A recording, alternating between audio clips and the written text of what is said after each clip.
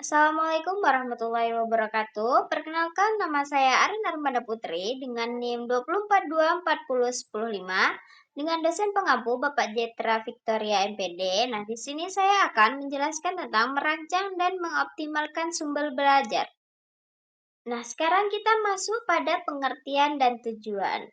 Apa itu sumber belajar? Nah, sumber belajar adalah segala sesuatu itu baik berupa dari data, orang, atau wujud tertentu yang dapat digunakan oleh peserta didik untuk belajar, baik secara individual maupun kelompok. Nah, tujuannya adalah untuk mempermudah peserta didik dalam mencapai tujuan belajar atau kompetensi tertentu. Selanjutnya ada fungsi dan manfaat. Nah, fungsinya yaitu meningkatkan motivasi. Itu maksudnya adalah membuat pelajaran lebih menarik dan kontekstual. Yang kedua ada memperkaya pengalaman. Maksudnya adalah menyediakan variasi cara belajarnya. Yang ketiga adalah memperluas wawasan. Itu maksudnya adalah menyediakan informasi yang lebih detail atau mendalam. Yang terakhir itu adalah menghemat waktu atau tenaga. Nah, di sini membantu guru menyampaikan materi kompleks secara efisiensi, detail, dan lebih sedikit waktunya. Nah, adapun manfaatnya yaitu membantu individualis pembelajaran yaitu sesuai dengan kecepatan siswa. Yang kedua, memungkinkan interaksi yang lebih bermakna dengan materi. Yang terakhir ada mengembangkan keterampilan berpikir kritis dan pemecahan masalah. Oke, sekarang kita masuk ke jenis-jenis sumber belajar. Itu ada 5 kategori dengan contohnya ya. Yang pertama itu ada pesan. Nah, maksud dari pesan adalah informasi yang disampaikan. Dan di sini contohnya itu ada materi kurikulum, bahan ajar, dan cerita rakyat. Yang kedua itu ada orang atau sumber daya manusia. Nah, contohnya itu seperti guru, narasumber, tokoh masyarakat, atau ahli. Terus yang ketiga itu ada bahan. Bahan adalah media fisik yang membawa pesan. Nah, contohnya itu buku teks, buku mata pelajaran, modul ajar, video edukasi, peta, dan model. Terus yang keempat itu ada alat atau perangkat. Adalah media yang digunakan untuk menyampaikan bahan ajarnya. Nah, contohnya itu ada komputer, proyektor, laboratorium, dan aplikasi belajar. Yang terakhir itu adalah lingkungan atau latar, adalah tempat di mana pembelajaran terjadi. Nah, contohnya itu seperti di sekolah, perpustakaan, museum, alam sekitar. Oke, selanjutnya itu ada langkah-langkah merancang sumber belajar. Nah, itu ada beberapa langkah-langkahnya. Yang pertama itu ada analisis kebutuhan, yaitu tentukan tujuan pembelajaran, kompetensi, dan karakteristik peserta didik. Yang kedua itu ada penentuan pesan. Nah, di sini maksudnya adalah tetapkan materi inti atau konten yang akan disampaikan. Yang ketiga itu adalah pemilihan format atau jenisnya. Nah, di sini maksudnya tentukan jenis sumber belajar yang paling efektif. Nah, itu misalnya entah itu dari video, dari modul, atau kunjungan lapangan langsung.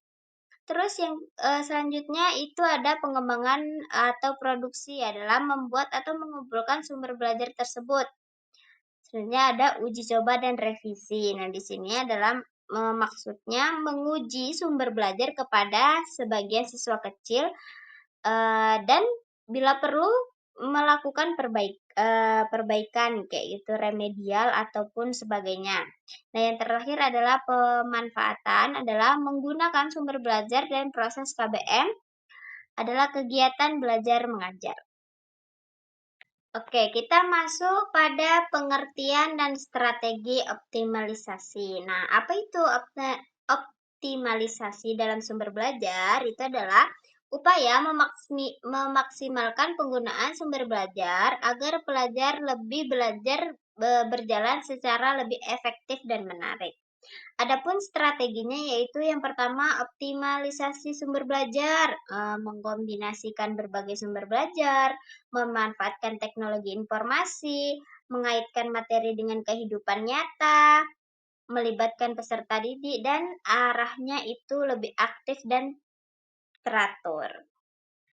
Nah, optimalisasi sumber belajar itu memiliki beberapa strategi, di antaranya ada integritas teknologi, pemanfaatan di lingkungan, kombinasi sumber, kustomisasi, dan pelatihan penggunaan. Nah, peran guru dalam merancang dan mengoptimalkan itu ada 4. Yang pertama itu sebagai desainer. Nah, ini menganalisis kebutuhan, memilih, dan memodifikasi sumber belajar yang ada. Yang kedua, sebagai fasilitator, yaitu membantu siswa mengakses dan berinteraksi dengan sumber belajarnya.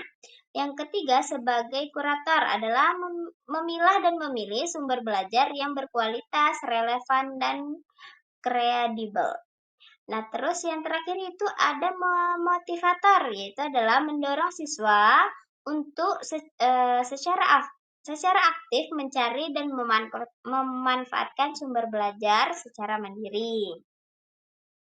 Oke, kita sudah masuk ke kesimpulan. Nah, jadi kesimpulannya adalah perencanaan dan optimal sumber belajar adalah kunci untuk menciptakan pembelajaran yang efektif, relevan, dan menyenangkan. Nah, aksi nyatanya itu bisa dimulai dari hal-hal kecil, identifikasi suatu sumber belajar yang belum optimal di kelas, dan buat rencana untuk memaksimalkannya. Baiklah, itu saja itu tadi penjelasan dari saya. Bila ada kata yang salah, saya mohon maaf. Saya akhiri. Wassalamualaikum warahmatullahi wabarakatuh. Bye bye.